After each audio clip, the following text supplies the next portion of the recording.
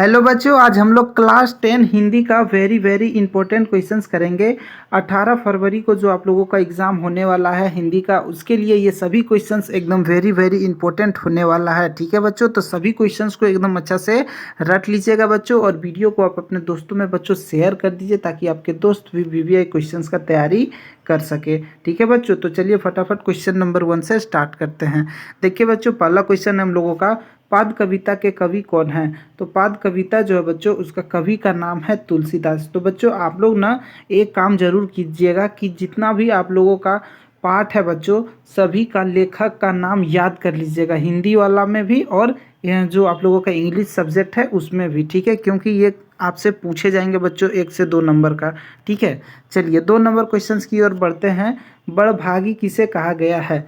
तो बच्चों कहानी में जो है बड़भागी जो है उद्धव को कहा गया है। ठीक है, उद्धव को। ऑप्शन नंबर ए इसका राइट आंसर हो जाएगा। चलिए बच्चों नेक्स्ट क्वेश्चन की ओर बढ़ते हैं। 3 नंबर क्वेश्चन है, नेताजी का चश्मा पाठ के लेखक कौन है?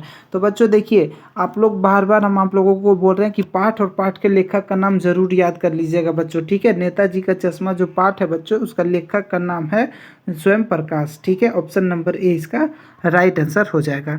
चलिए बच्चों नेक्स्ट क्वेश्चन की ओर बढ़ते हैं। अगला क्वेश्चन हम लोगों का 4 नंबर है, गोपियाँ कृष्ण के प्रेम में किस प्रकार डूब रही है? तो बच्चों बताया गया है कहानी में कि जैसे चींटियाँ गुड़ में चिपक जाती है, उसी तरह से गोपियाँ जो है कृष्ण के प्रेम में एकदम डूब रही है। ठीक है, ऑप्शन नंबर इसका बी राइट आंसर हो जाएगा। ठीक है, चलिए नेक्स्ट क्वेश्चन की ओर बढ़ते हैं। 5 नंबर क्वेश्चन, राम लक्ष्मण परशुराम संवाद जो आप लोगों का बच्चों कविता है, उसके कवि कौन हैं? तो इसका जो कवि है बच्चों, उनका नाम है सूरदास। ठीक है, राम लक्ष्मण परशुराम संवाद जो आप लोगों का कविता है, उसका लेखक का नाम कवि हैं सूरदास। ठीक है, चलिए अगला क्वेश्चन की ओर बढ़ते हैं। 6 नंबर क्वेश्चन, लक्ष्मण ने शिव धनुष की तुलना किससे की? जो बच्चों स्वयंवर हुआ था जिसमें कि राम भगवान ने वो धनुष तोड़ा था, शिव धनुष को, उसकी तुलना भगवान लक्ष्मण ने किस चीज़ से की थी? तो खेलते हुए तोड़े गए धनुष से। ठीक है, बचपन में जो धनुष वो लोग तोड़ देते थे खेलते खेलते में, उस धनुष से शिव धनुष की तुलना किए। कौन? तो भगवान लक्ष्मण ने। ठीक है, चलिए अगला क्वेश्चन की ओर बढ़ते हैं। 7 नंबर क्वेश्चन है, नेताजी का चश्मा पाठ के आधार पर बताएं कि हालदार साहब किसे देखकर आश्चर्यचकित हो गए थे? तो बच्चों हालदार साहब जो है, नेताजी का चश्मा आप लोग पढ़ोगे, बहुत ही अच्छा स्टोरी है इसमें। तो इसमें जो है बच्चों कैप्टन चश्मे वाले को देखकर, ठीक है, कैप्टन चश्मे वाले को देखकर, कैप्टन चश्मा वाला का जो था बच्चों, वो क्या करता था कि चौराहे पर जो मूर्ति था उसमें वो क्या चश्मा लगाता था। ठीक है, जो कि एकदम बूढ़ा सा मरियल सा इस तरह का इंसान था जिसमें देशभक्ति की भावना थी। इसी चीज़ को देखकर जो है हालदार साहब आश्चर्यचकित हो गए थे। ठीक है, चलिए अगला क्वेश्चन की ओर बढ़ते हैं। 8 नंबर क्वेश्चन, चश्मा वाला को लोग किस नाम से जानते थे? तो बच्चों चश्मा वाला को जो लोग है वो कैप्टन के नाम से जानते थे। ठीक है, कैप्टन के नाम से। चलिए अगला क्वेश्चन की ओर बढ़ते हैं। 9 नंबर क्वेश्चन, बाल गोविंद भगत किसको साहब मानते थे? तो बच्चों बाल गोविंद भगत जी जो हैं वो कबीर दास को अपना साहब मानते थे। ठीक है, कबीर दास को बाल गोविंद भगत अपना क्या मानते थे? साहब मानते थे। ठीक है, चलिए 10 नंबर क्वेश्चन की ओर, परिवार रखते हुए भी बाल गोविंद भगत, परिवार रखते हुए यानी कि पारिवारिक जीवन में रहते हुए भी बाल गोविंद भगत क्या थे? तो बच्चों वो एक साधु संत के रूप में रहा करते थे। उनका वेशभूषा, उनका व्यवहार जो था वो साधुओं का था। ठीक है, चलिए अगला क्वेश्चन की ओर बढ़ते। 11 नंबर क्वेश्चन, बेटे के मरने पर बाल गोविंद भगत क्या कर रहे थे? तो बच्चों जब उनका बेटा का मृत्यु हो गया था ना, तो वो गा रहे थे। ठीक है, जो क्योंकि इनका मानना था कि मृत्यु का मतलब है आत्मा का परमात्मा से मिलन, इसलिए इसी खुशी में वो गा रहे थे। ठीक है, चलिए भजन कीर्तन कर रहे थे। चलिए 12 नंबर क्वेश्चन की ओर बढ़ते हैं। भगत जी की पुतहू कैसी थी? यानी कि उनका पुत्र का बेटा, पुतहू बोला जाता है, पतहू, वो कैसी थी? तो उसका वर्णन किया गया है बच्चों, सुभग और सुशील होने के साथ साथ ही घर की पूरी प्रबंधिका। ठीक है, तो ये इस तरह की थी उनकी पतहू। ठीक है, चलिए अगला क्वेश्चन की ओर बढ़ते बच्चों। 13 नंबर क्वेश्चन है, बाल गोविंद भगत की दिनचर्या लोगों के लिए अचरज का कारण क्यों था? तो बाल गोविंद भगत बच्चों जो एक एक एकदम नेक इंसान थे, ठीक है।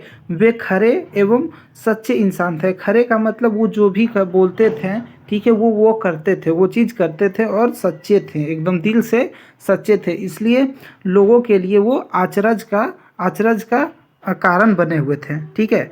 चलिए अगला क्वेश्चन की ओर बढ़ते हैं। 14 नंबर क्वेश्चन है, लखनवी अंदाज शीर्षक पाठ के लेखक का नाम क्या है?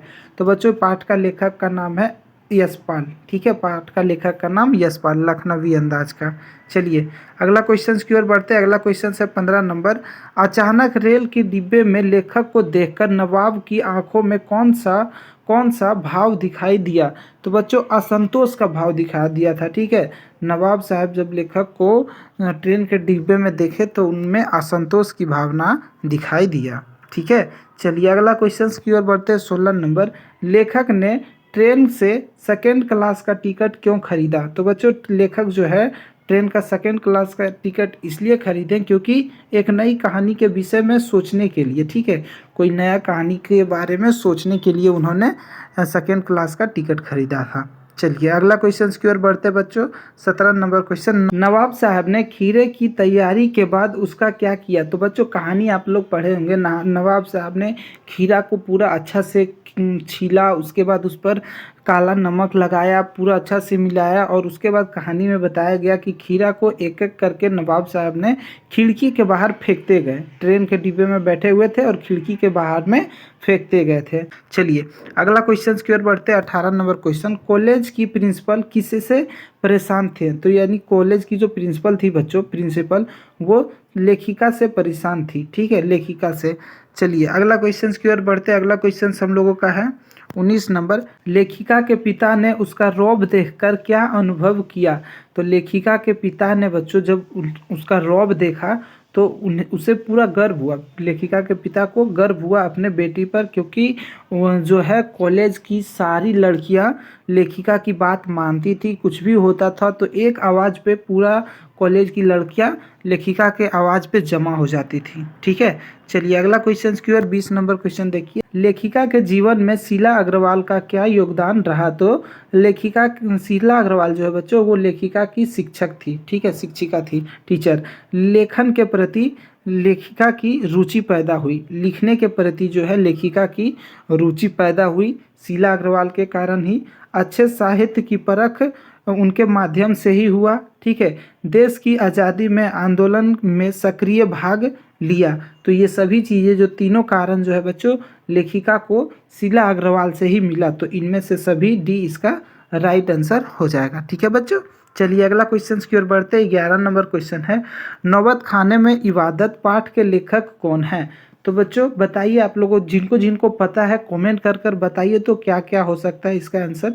नौबत खाने में इबादत पाठ जो है बच्चों उनका लेखक का नाम क्या है? जिन्हें पता है आप हमें कमेंट कर दीजिए पहले, ठीक है।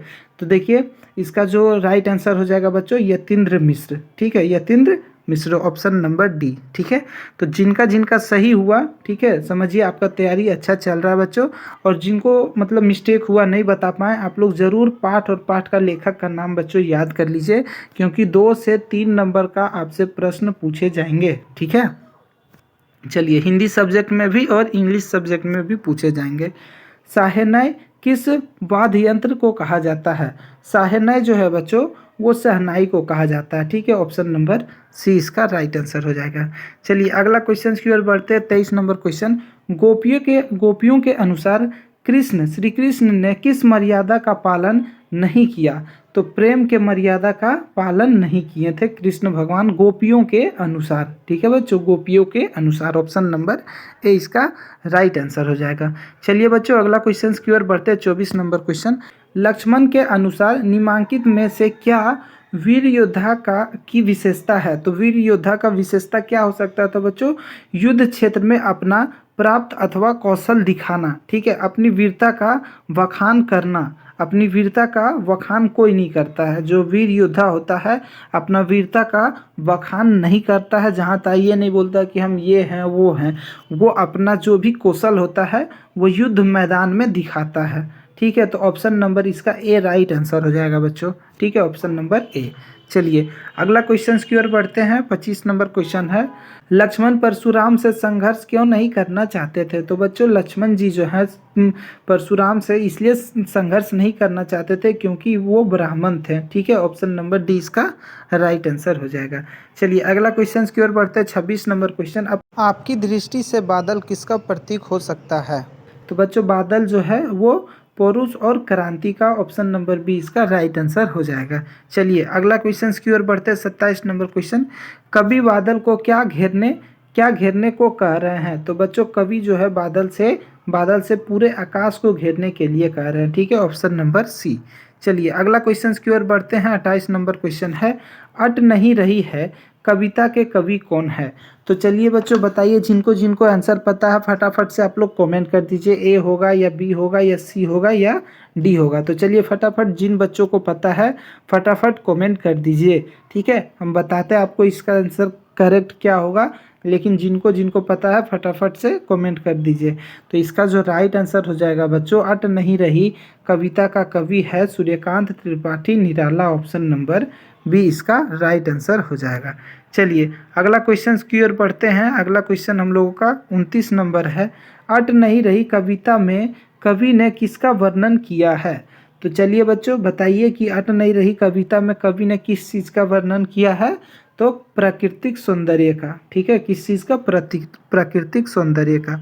चलिए अगला क्वेश्चन की ओर बढ़ते हैं। अगला क्वेश्चन 30 नंबर है, फागुन आते ही वन उपवन में क्या परिवर्तन होने लगता है? तो बच्चों फागुन के महीना आते ही क्या होता है कि पेड़ों में जो है नया नया पत्ते आते हैं, नया नया फूल आते हैं, एकदम पूरा चारों तरफ का मौसम एकदम हरियाली सा रहता है। ठीक है, एकदम मस्त सुहाना हवा चलता है बच्चों, और पेड़ों में जो है नया नया पत्ता आता है, बहुत ही मनमोहक और सुंदर दिखता है, नया फूल नया पत्ता। ठीक है, तो इसका राइट आंसर हो जाएगा बच्चों, पेड़ों पर रंग बिरंगे फूल खिलने लगते हैं। ठीक है, ऑप्शन नंबर ए। तो बच्चों ये 30 क्वेश्चंस को आप लोग एकदम रट लीजिए। ठीक है, वीडियो को आप अपने दोस्तों में शेयर कर दीजिए बच्चों, और वीडियो अच्छा लगा हो तो लाइक कर दीजिए, और चैनल पे पहली बार आए हैं तो चैनल सब्सक्राइब कर दीजिए बच्चों। ठीक है, फिर मिलते हैं बच्चों नए वीडियो में, तब तक के लिए धन्यवाद।